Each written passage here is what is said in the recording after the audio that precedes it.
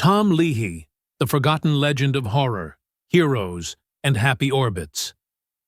In the heart of the American Midwest, long before YouTube and streaming, there was a man who could make children laugh by day and send a shiver down your spine by night. His name was Tom Leahy, and for decades he was a quiet titan of television, a creator, a performer, a storyteller. The kind of legend who lived just beneath the glow of the screen. Born September 13, 1922, in Pawhuska, Oklahoma, Thomas B. Leahy was a boy of creativity and culture. Of American Indian descent, he grew up with stories, old ones. Maybe that's why, when he found radio and television, he didn't just perform them, he wove them. Leahy moved to Wichita, Kansas in 1941.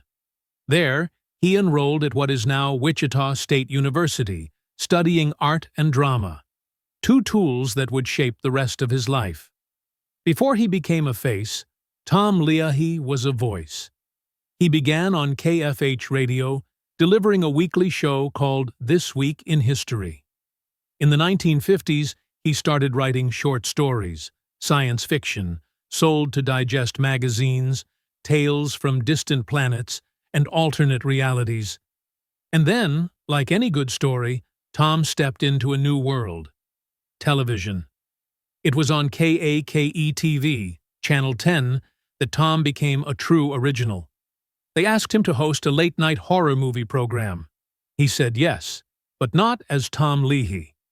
He became the host, a ghoulish character in a haunted dungeon with a silent sidekick named Rodney.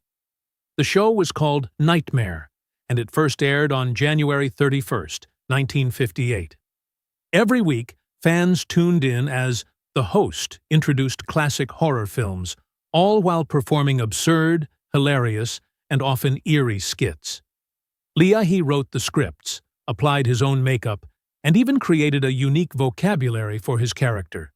It was campy, it was creepy, and it was brilliant.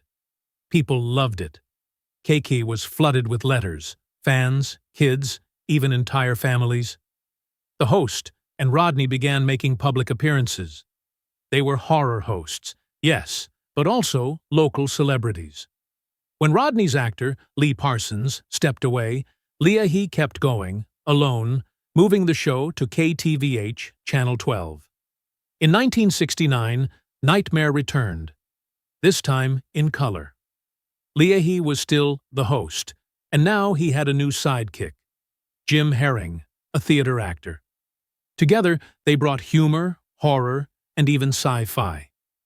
Leahy wrote a two-part comedy called Trip to the Moon, a twisted, spacefaring spoof that fans still remember.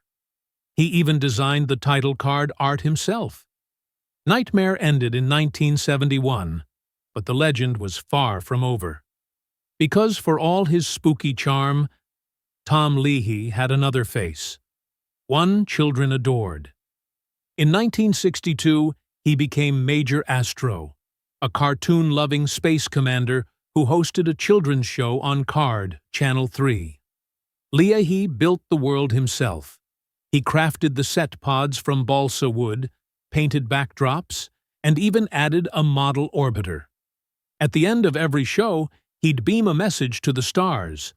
When Major Astro ended in 1973, fans were heartbroken. But in 1985, he returned. Same costume, same smile, this time on KSAS. A new generation met their cosmic captain, and he was just as charming as ever. Leahy never stopped creating.